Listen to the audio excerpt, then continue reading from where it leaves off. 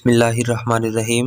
अल्लाहुम्मा सल्ली अला मुहम्मदिन नबिय्यिल उम्मी व अला आलिहि वसल्लम तस्लीमा। अस्सलामु अलैकुम। आज का हमारा टॉपिक है scope of microbiology. Microbiology has vast scope in every field of life. Some important field of life are discussed here. First is ecology and environment.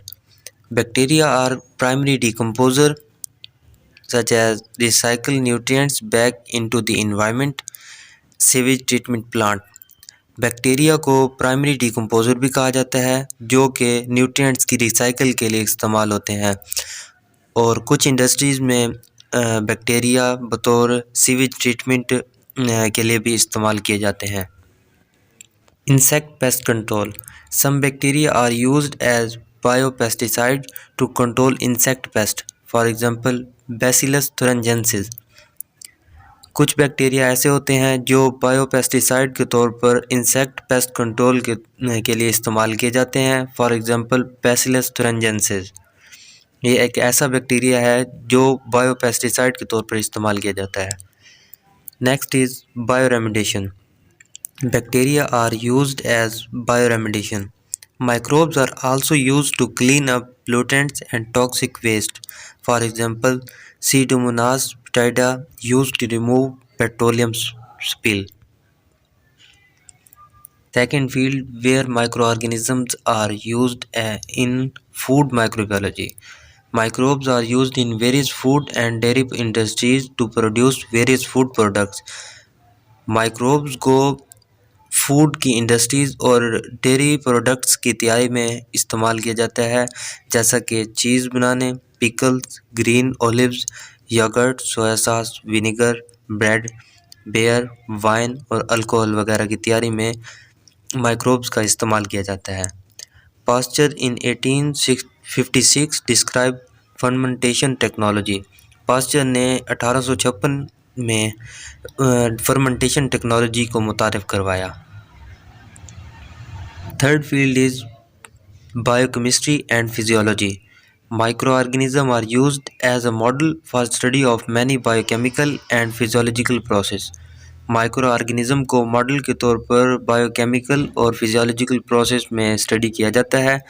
Biochemical process में हम माइक्रोऑर्गेनिज्म में मौजूद मेटाबॉलिज्म की स्टडी करते हैं और physiological process में हम उसकी हरकत वगैरह का मुताला करते हैं।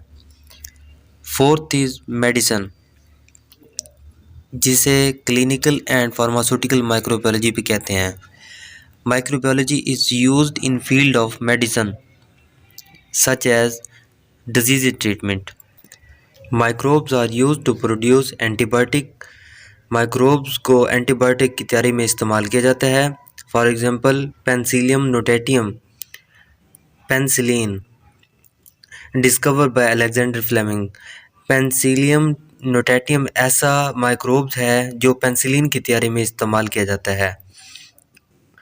Bacteria also synthesise vitamin which is needed for our body.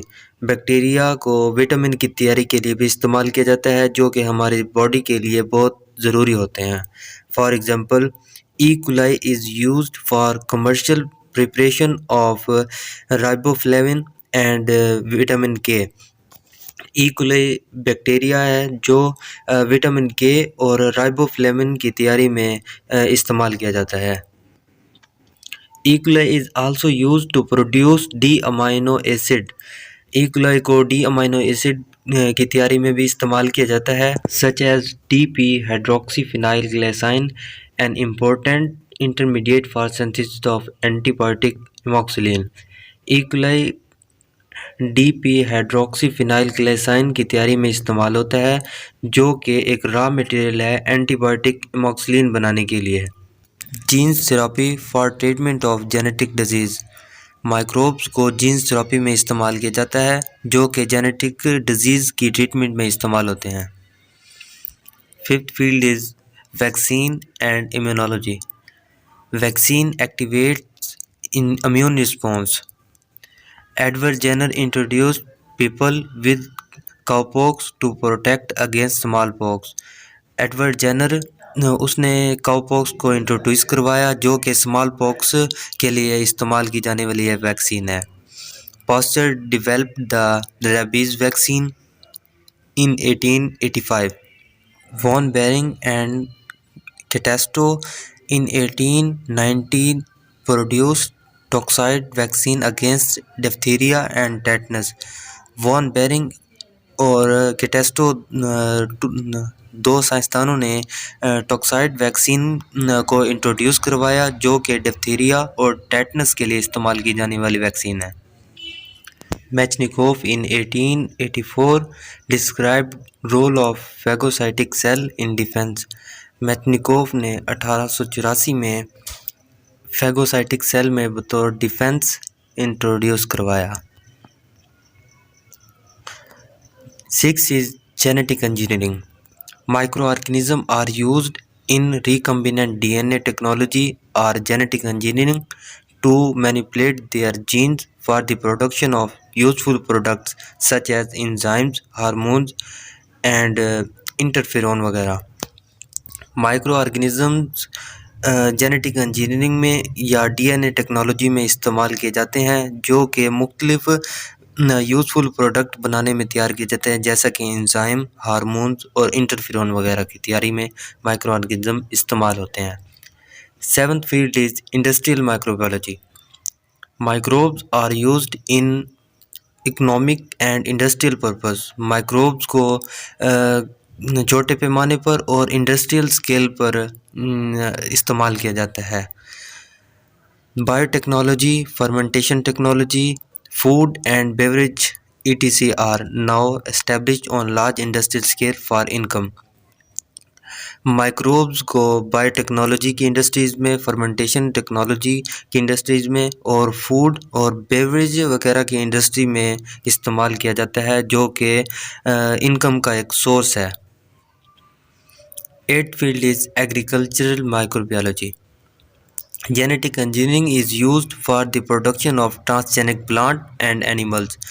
Microorganisms को जेनेटिक इंजीनियरिंग में ट्रांसजेनिक प्लांट और एनिमल की प्रोडक्शन के लिए इस्तेमाल किया जाता है। Animals and plant improvement by biotechnology for better production, resistance to environmental fluctuation. Microbes को इस्तेमाल करके ट्रांसजेनिक प्लांट और एनिमल्स प्रोड्यूस कराए जाते हैं जो कि बेटर प्रोडक्शन देते हैं और इन्वायरमेंटल तब्दीलियों को भी बर्दाश्त करने की सलाहियत रखते हैं। Molecular farming. Transgenic animal and plants are used as bioreactor for mass production. Transgenic animal और प्लांट को बतौर बायोरिएक्टर मास प्रोडक्शन की तैयारी में इस्तेमाल किया जाता है। Role and scope of microbiology in different areas. ये वो फील्ड्स हैं जिनमें माइक्रोबायोलॉजी का इस्तेमाल किया जाता है। उनमें फूड एंड डेयरी प्रोडक्ट में, एग्रीकल्चर फार्मिंग में, इन्वायरमेंटल माइक्रोबायोलॉजी में, जेनेटिक इंजीनियरिंग में, industrial microbiology, immunology, medicine and pharmaceutical industries में और इन्वेस्टिगेशनल माइक्रोबायोलॉजी में।